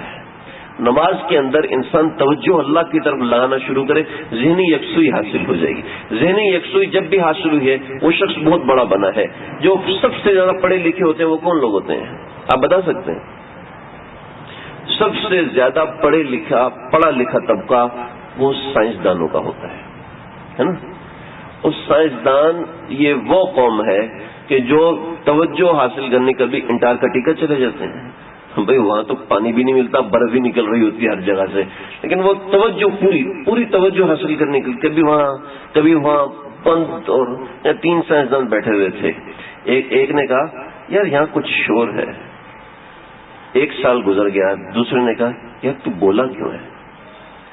پھر 1 سال گزر گیا تو تیسرا کہنے لگا تم دونوں شور مچا رہے ہو، چپ ہو جاؤ. تو وہ ایسی توجہ چاہتے ہیں. دیکھیں نماز انسان کی توجہ مانگتی ہے. 10 منٹ کے لیے بھول جائیں آپ ذرا تصور کریں نماز میں کتنی دیر لگتی ہے. 10 سے 20 منٹ لگتے ہیں. اس نماز کی میں پوری توجہ صرف نماز کی طرف ہوں. میں پریشان ہوں، مجھے فلاں جگہ تکلیف ہے، میرے گھر میں یہ مسئلہ ہو چکا ہے، میرے وطن میں یہ مسئلہ ہو چکا ہے. سب کچھ بھول جائیں، اللہ کے سامنے کھڑے ہو جائیں. یہ دیکھیں اس کا نام ہے غفلت، کہ سب چیزیں ملی ہوئی ہیں اور آپ ایک جگہ پہ حاضر نہیں ہیں. ایک جگہ پہ حاضر ہو جائے غفلت دور ہو جائے گی. تو یہ مختصر سا طریقہ ہے. اور بھی اس میں بڑی تدبیریں ہیں، طریقے ہیں کہ آپ غفلت کو دور کرنے کے لیے جسم کو ساکت کریں، جسم کو ساکت کر لیں. ابھی ایسے ہوتا ہے عام طور پر یوں کھڑے ہوتے ہیں ہمارے ساتھ، کبھی ادھر حرکت کر رہے ہیں، کبھی دائیں کبھی پیچھے، کبھی خارج کر رہے ہیں. جسم کو ساکت کر لیں. یہ ایک کام کریں، باقی کام پوچھتے رہیں انشاءاللہ. تو ایک کام کریں، اپنی توجہ اس طرف لے آئیں، دوسری توجہ سے ہٹ کے اس طرف لے آئیں، پھر دیکھیں نماز میں آپ کو فرق محسوس ہوگا. الذین هم یراؤن، یہ آگے چوتھی ان کی نشانی. الذین هم یراؤن، یہ ریاکار ہے. نماز 5 وقتہ نماز کے لیے منافق آ رہے ہیں، تو یہ کیسے منافق ہو سکتے ہیں؟ کہتے ہیں الذین هم یراؤن، ریاکاری کر رہے ہیں. تو میں دکھانے کے لیے آتے ہیں، ان کا کوئی اور مقصد نہیں ہے، صرف ریاکاری ہے. ریاکاری کو شرک صغیرہ کہتے ہیں. آپ صلی اللہ علیہ وسلم نے فرمایا شرک صغیرہ، ریاکاری میری امت میں ایسے داخل ہو جائے گی جیسے نملۃ السوداء علی صخرۃ السوداء، کہ کالی چونٹی کالے پتھر کے اوپر اور کالے جنگل کے اندھیرے کے اندر جیسی چونٹی آتی ہے، ایسے ریاکاری داخل ہو جائے گی. ایسے ریاکاری داخل ہوگی. کہ ریاکاری کا خلاصہ کیا ہے؟ 2 جملوں میں، میں حضرت والا کے 2 جملوں میں بتا رہا ہوں. پہلا جملہ، ریاکاری نیت سے ہوتی ہے، نمبر 1. نمبر 2، ریاکاری نیت سے ہوتی ہے. نمبر 2، ریاکاری خود سے مسلط نہیں ہوتی. سمجھ رہے ہیں؟ پھر یہ کیا، یہ کون سی جو بھی بتائی کہ کالی چونٹی، کالا پتھر، کالا یہ نیت کو تصحیح کرتے رہنے سے ریاکاری دل میں نہیں آ سکتی. جو نیت کو تصحیح نہیں کرتا، بس ایک ہی دفعہ نیت رکھتا ہے، تو اس کی نیت میں بھی ریاکاری شامل ہو جاتی ہے. یہ اس کا جواب ہے.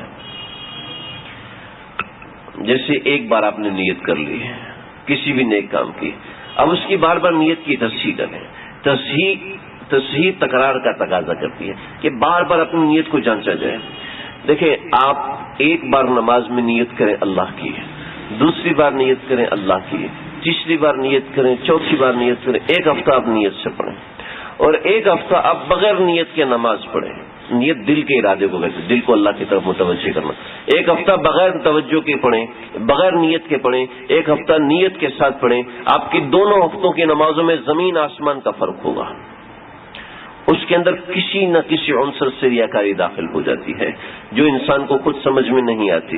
لیکن اگر کوئی شخص ریاکاری کی وجہ سے پریشان ہے تو اس کے لیے دو جملے. نمبر ایک، ریاکاری بغیر نیت کے نہیں آتی. ریاکاری کے لیے نیت ہونا چاہیے، یار لوگ کیا کہیں گے، یا لوگوں کو کیا ہوگا، یا لوگ کیسا سمجھیں گے. نمبر ایک. نمبر دو، ریاکاری خود بخود سر پہ مسلط نہیں ہوتی. وہ جب تک نیت نہیں کریں گے اس وقت تک ریاکاری داخل نہیں ہوگی. منافقین جو نماز پڑھنے آتے تھے، منافقین جو مسجد میں آیا کرتے تھے تو وہ ریاکاری کے طور پہ آیا کرتے تھے، وہ نماز پڑھنے کے لیے نہیں آتے تھے. اور ریاکاری کیسا گناہ ہے؟ ایسا گناہ ہے کہ 1 گھنٹہ مزید بات اس پہ چل سکتی ہے، لیکن میں دیکھ رہا ہوں گھڑی بھاگ رہی ہے اور آپ لوگ بھی گھڑیاں دیکھ رہے ہیں. وَيَمْنَعُونَ الْمَاعُونَ، یہ آخری بات ہے. ریاکاری کے حوالے سے بہت سی باتیں ہیں. قیامت کے دن بس ایک حدیث بتا کے اس کو ختم کرتا ہوں. قیامت کے دن جو سب سے پہلا کیس آئے گا اللہ کے سامنے، سب سے پہلا کیس وہ یہ ہوگا کہ ایک قاری صاحب کو لایا جائے گا، ایک مجاہد کو لایا جائے گا، ایک سخی کو لایا جائے گا. اے مجاہد، کیوں شہید ہوا؟ اے اللہ آپ کی رضا کے لیے. جھوٹ بولتا ہے، اس لیے شہید ہوا کہ لوگ مجھے، یعنی کہ شہید ہے، یہ بڑا بہادر ہے، جاؤ تمہیں جو ملنا تھا مل گیا، جہنم میں جاؤ. ایسے ہاں جی مولوی صاحب آپ قرآن کس لیے پڑھتے تھے، آپ تقریریں کس لیے کرتے تھے؟ اللہ آپ کو راضی کرنے کے لیے کرتا تھا. جھوٹ بولتا ہے، لوگ اکٹھے کرنے کے لیے کرتا تھا، لوگوں کو جمع کرنے، لوگوں کو متاثر کرنے کے لیے کرتا تھا. لوگ متاثر ہو گئے، اب جا جہنم. اللہ حفاظت فرمائے. مفہوم بتا رہا ہوں، حدیث کے الفاظ یہ ہیں کہ تو قرآن اس لیے پڑھتا تھا کہ لوگ تیری تعریفیں کریں ہیں. پھر تیسرا، سخی کو لایا جائے. تو کیوں سخاوت کرتا تھا؟ اس لیے کرتا تھا اے اللہ کہ آپ راضی ہو جائیں؟ نہیں، تو اس لیے کرتا تھا کہ لوگ کہیں یار کتنا اچھا آدمی ہے، کتنا اچھا آدمی ہے، اس نے ہمیں پیسے دیے، کتنا نیک آدمی ہے کہ اس نے ہماری ضرورت میں خیال رکھا ہے. میرے لیے نہیں کرتا تھا، لوگوں کے لیے کرتا تھا. لوگوں نے تجھے کہہ دیا، پیسے بھی ضائع، اور پیسے بھی ضائع ہو گئے، نیکی بھی ضائع ہو گئی. نیت یہ صحیح ہو جائے نا، پھر زندگی تبدیل ہو جاتی ہے. انسان صرف نیت کے اوپر انسان نظر رکھے، ہر مسئلے کے اندر صرف نیت پہ نظر کرتا رہے، 50% اصلاح ہو جاتی ہے. صرف اپنی نیت پہ نظر رکھے. وَيَمْنَعُونَ الْمَاعُونَ، اس کا ایک ترجمہ میں آپ کو بتاتا ہوں. ماعون کہتے ہیں گھر کی چیزوں کو، ٹھیک ہے. وَيَمْنَعُونَ الْمَاعُونَ، جو گھر کی چیزوں سے دوسروں کو منع کرتے ہیں. عائشہ نے پوچھا یا رسول اللہ اس کا کیا مطلب؟ آپ نے فرمایا کوئی ہنڈیا مانگے، کوئی پتھر مانگے، کوئی آگ مانگے، کوئی ہنڈیا مانگے، کوئی پتھر مانگے، کوئی آگ مانگے، یعنی کہ آگ جلانے کے لیے جو آلات ہوتے ہیں، وہ چکماک ہے، یہ مانگے اور وہ نہ دے. یعنی کہ آج کے آسان لفظوں میں سمجھیں، کوئی ہنڈیا مانگے، کوئی چمچہ مانگے، کوئی ضرورت کی چیز مانگے، یعنی کہ جو ایسی ضرورت کی چیز ہے جو استعمال ہونے سے اس میں کوئی اتنا زیادہ تبدیلی نہیں آتی، استعمال ہونے سے کوئی ایسی تبدیلی نہیں آتی. کوئی ایسی ضرورت کی چیز مانگے اور وہ اس کی ضرورت کو پورا نہ کرے، اس کے پاس ہو بھی. وَيَمْنَعُونَ الْمَاعُونَ، ایسے لوگ بھی اس صف میں ہیں. سمجھ رہے ہو؟ گھر کے اندر پلیٹ مانگ لیا، پرچ مانگ لیا. پرچ اور پلیٹ کے استعمال کرنے سے کوئی اس میں خسارہ نہیں ہوتا، کوئی نقصان نہیں ہوتا. یہ ایک بات ہوگی. اب دوسری بات سمجھیں. آپ صلی اللہ علیہ وسلم، شریعت کا مسئلہ ہے، یہ بات آگے عرض کروں، شریعت کا مسئلہ ہے. میرے پاس کوئی آیا کہنے لگا کہ مجھے ایک گھڑی دے دو، 2 دن کے لیے مجھے ایک گھڑی دے دو، مجھے یہ چاہیے لے کر جانا. گھڑی تو روزمرہ استعمال کی، گلاس دینا بھائی، اپنے گلاس دینا، میرے مہمان آئے میں ان کو پانی پلانا ہے اور میں اس کو نہ دوں، میں گناہگار نہیں ہوں. سمجھ رہے ہیں؟ دو متضاد، مجھے پتا ہے گھنٹہ ہو گیا، آپ لوگوں کا دماغ کافی استعمال ہو چکا ہے، لیکن مسئلہ بڑا اہم ہے، اس کو ختم کرنا ہے، پھر اگلی دوسری صورت ہے. تو ایک مسئلہ ہے وَيَمْنَعُونَ الْمَاعُونَ، منافقوں کی نشانی ہے، سامان منع کرتے ہیں. ٹھیک ہے، سامان منع کرتے ہیں، گھر کی ضروریات کا سامان منع ہے. دوسری طرف یہ مسئلہ ہے کہ آپ سے کوئی چیز مانگی اور آپ نے نہیں دی، آپ گناہ گار نہیں ہیں. آپ سے کہنے لگے، جیسے یہ بات ہے نا، بیٹا جاؤ ہمسایوں سے چمچہ لے آؤ، آنٹی ایک چمچہ دے دے گا، نہیں ہمارے پاس چمچہ نہیں ہے. بیٹا امی، وہ آنٹی کہہ رہی ہے ہمارے پاس چمچہ نہیں ہے. کتنے گندے لوگ ہیں، کچھ شرم ہی نہیں آتی، اپنے ہمسایوں کو اتنا خیال نہیں رکھتے، جو اپنی الماری سے چمچہ نکال کے لے آؤ. سمجھ رہے؟ ایسا آدمی ہے کہ جس کی آپ کو پتا ہے کہ اس کو واقعتاً ضرورت ہے اب، اور وہ چیز ایسی ہے کہ استعمال ہونے سے ضرر نہیں ہو. گلاس ہے، استعمال ہونے سے کوئی شخص پیے گا تو ایسا نہیں ہے کہ اس میں وہ پڑ جائے گا، کوئی ایسا ہو جائے گا، اس میں گھس جائے گا گلاس، ایسا نہیں ہے. ہاں ایک ایسا بندہ ہے جس کے گھر میں روزانہ گلاس ٹوٹتے ہیں، تو اب اس کو آپ نہ دیں تو تب بھی آپ منافقوں میں شامل نہیں. تو میں عمومی مسئلہ بتا رہا ہوں. تو ایسی چیز ہے اور وہ اس کو جینین ضرورت ہے، اب اس کو آپ جو چیز نہیں دیں گے تو یہ بری بات ہے، یہ اچھی بات نہیں ہے. کراہت کے ساتھ جائز ہے لیکن اچھی بات نہیں ہے. اس کی کراہت کے ساتھ جائز ہونے کی وجہ کیا ہے؟ آپ صلی اللہ علیہ وسلم نے فرمایا. اس میں دو تین رخ ہیں، اس لیے میں وضاحت کے ساتھ بتا رہا ہوں. آپ صلی اللہ علیہ وسلم نے فرمایا لا يحل مال امرئ مسلم الا بطيب نفس منه، کسی مسلمان کا مال اس وقت تک استعمال کرنا جائز نہیں ہے جب تک کہ اس کی رضامندی نہ ہو.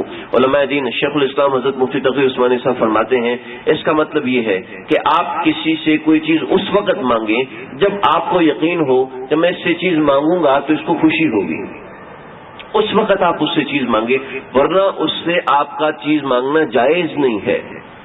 تو اس مسئلے کے دو تین رخ ہو گئے.